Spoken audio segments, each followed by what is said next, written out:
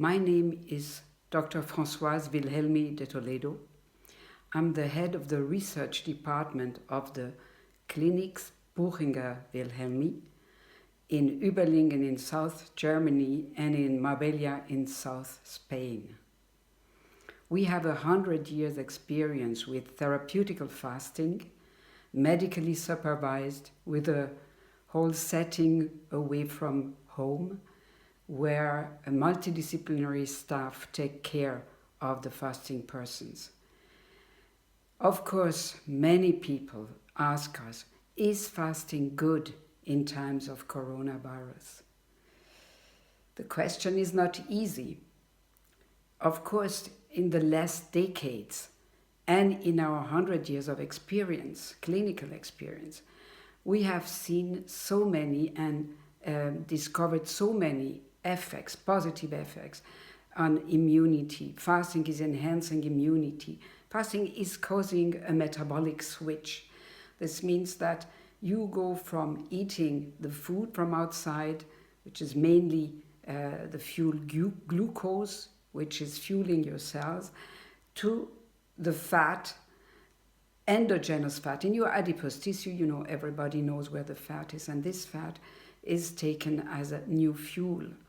So it's a metabolic switch. It's like if you do a workout, you go from being inactive to working out, making exercise, and you push your system in and out, and this is an excellent training for your metabolism, as well as exercise, a good training for your muscle mass.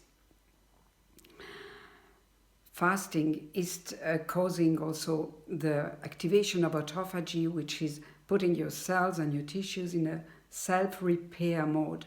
So a rejuvenation of cells and tissues, especially after the fasting when you go back to food.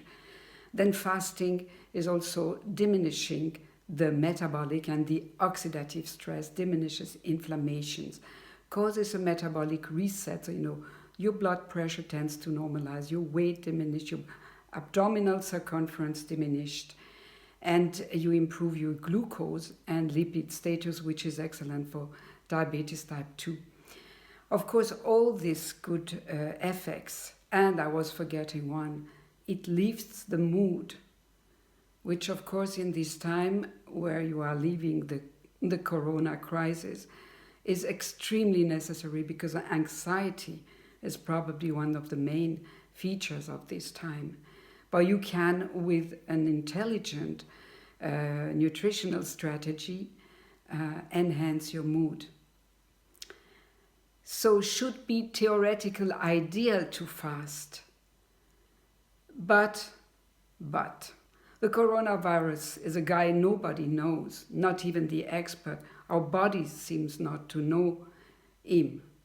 And this is why we have no idea, no experience, no clinical trails who showed us what happens to a patient having corona. Does he or she develop less the symptoms or less serious symptoms? Or could you eventually, even with fasting or a nutritional strategy, avoid to be contaminated? Those questions, this is impossible to answer them. This is why I would like to go with you around the fasting and see if there is a method, a fasting regimen, a nutritional strategy, which can give you some of the positive effects I mentioned before, which would be extremely necessary in the time where you are confined at home or doing home office or having to deal with your family, the people you live with, and being able actually to make out of this time an unforgettable experience, even if not easy. So we have two types of fasting. Buchinger Wilhelmi clinics offer what we call long-term fasting. This is a fasting regimen going from 5, 10, 15, sometimes more days, with a very, very special care, with a medical selection when you come. This means that a medical doctor is going to look at your age, your health status, your nutritional status, and say if you can fast or not. You cannot have this at home now when you are under this home arrest, if you want. And at the same time, you are taken care of, you are in nature, you have a lot of exercise, you have a community, but you have also the possibility to be lonely, alone, not lonely, but maybe to have your solitude, the moments you are for yourself, you can meditate, you can reflect about your life. All that is part of a fasting. And the most important aspect maybe for today, in these times, difficult times, is the reset of your metabolism, a reset of the whole rhythms in your body that a fasting can bring. And maybe since the challenge of long-term fasting, longer than today's, is maybe not appropriate for today, or at least we cannot recommend it because it would not be serious. You could try another form of fasting, which is called intermittent fasting. And in this intermittent fasting, you have several types, and the one I would favor now is the time-restricted eating. This means, and you can look now at the illustration, that you stop eating. The best would be 5 to 6:30, but if you cannot, then you can eat the last meal a bit later. And stop eating completely. You can drink herbal teas or non-caloric beverages, water of course, until the next day at 9 to 10:30. This is the 16-8. This is a form of fasting where you can eat, and it's not restricted. Theoretically, you can do it. For instance, if you are overweight, you can use the time to eat a little bit less. But theoretically, you could eat as usual with your family, if you are together, with what you have, because it's possible that some people don't have this easy access we had before to very good food items. So you just have to restrict the time where you can eat. So from 5 in the evening, for instance, would be next meal at 9 the next day. This is helping you to reset all your rhythm. First, a very important rhythm is hunger and satiety. Most of us don't have a very acute feeling for hunger and satiety, except the normal-weighted people. And so this means in the morning, when you wake up, sometimes you're not really hungry. So drink a warm beverage. You know that you have to be warm because the corona seems not to like the warmth. So warm drinks, be warmly clothed. So if the sun is shining, you have the big luck to have a terrace. Expose yourself to the sun, and at least eat or drink warm in the morning. You can then eat when you are hungry. If you've finished eating at 5 in the afternoon the day before, this will be probably 9 or 10 in the next day. And if it's later, then you have to calculate 16 hours where you don't eat. It can also be 15 or 14, so that you find your day rhythm. And in the morning, there is another aspect that resets your circadian rhythm. Is not only the food, but it's also the daylight and the night, the darkness. So when you wake up, look at the blue sky. The blue light seems to stimulate some cells in your retina, which produce an hormone called melanopsin, and this is making you alert. So look at the sky, go to the window. You can do an exercise like this, and stretch. You can do a little program of exercise, easy, so that you do it every day. And then you drink, then you wait for the hunger. When you're hungry, you eat your breakfast. In the morning, it's good if you want to eat fruits or more cereals or things that are more sweet or more carbohydrate rich. I wouldn't recommend to eat sweets during that time. They're too addictive. Like I wouldn't recommend you to drink alcohol, especially not in big quantity, so that you don't compensate for the frustration of not being able to be free with drinking or with eating sweets, because this could really make your mood very bad. And then you do what you have to do, today. You can do home office. When you are in a family, you can relate to them. You can sometimes also try to have a little sphere for you, where you can maybe think about you or meditate. You just stop the mental activity. Don't use the phones except when you must, of course. And then when you do all this activity, you will feel hungry again sometimes.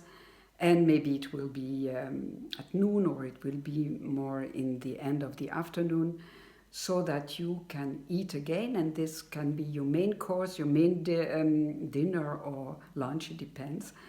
And you can eat things with good fats, for instance, nuts and seeds, good oils,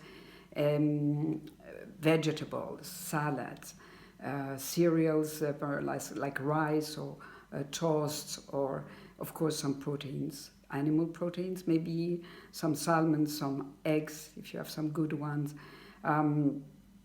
If not, legumes, pulses, and all things that bring you also proteins.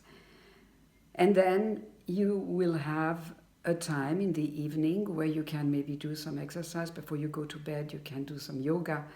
And you will sleep much better with an empty stomach. You will exercise much better.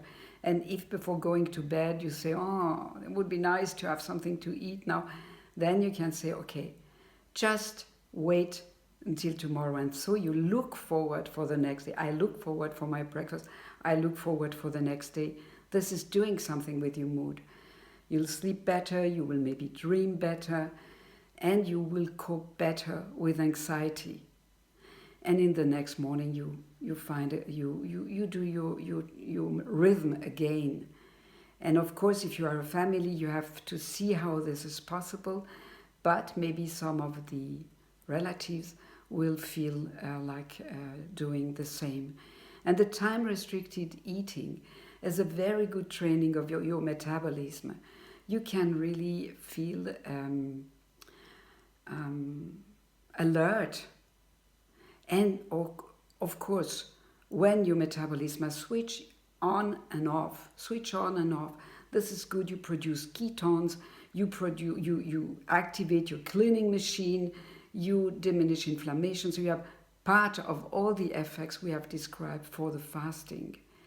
And so you could be a sort of person who will keep the frequency during this confination time. There is a time where the people are inside and suffer from this freedom you don't have. You can be in the frequency holder for the whole family and for yourself. So I will suggest fasting in the corona time. Maybe you remember the book of Gabriel Garcia Marquez, Love in the Time of Cholera. I would say fasting in the time of corona. This is a good idea, but don't do the real thing, the big one. Don't push your system too far with a long-term fasting, but do rather short-term fasting. This is this night fasting, prolonged time-restricted eating. And this is going to be the less frustrating for you, the more able to give you the feeling of community. And at the same time, it will enhance your immunity and enhance your health and your mood. So this was the proposition of the clinics Buchinger Wilhelmi. And of course, when you've trained your metabolism with intermittent fasting, you're ready. Your system is ready for the real things. This means a long-term fasting, 5 days, 10 days, 15 days, away from home, in nature, in a beautiful surrounding where you can be taken care of.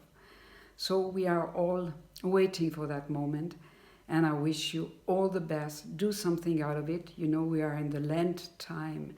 This is a Christian fasting time. And soon we will have the Ramadan.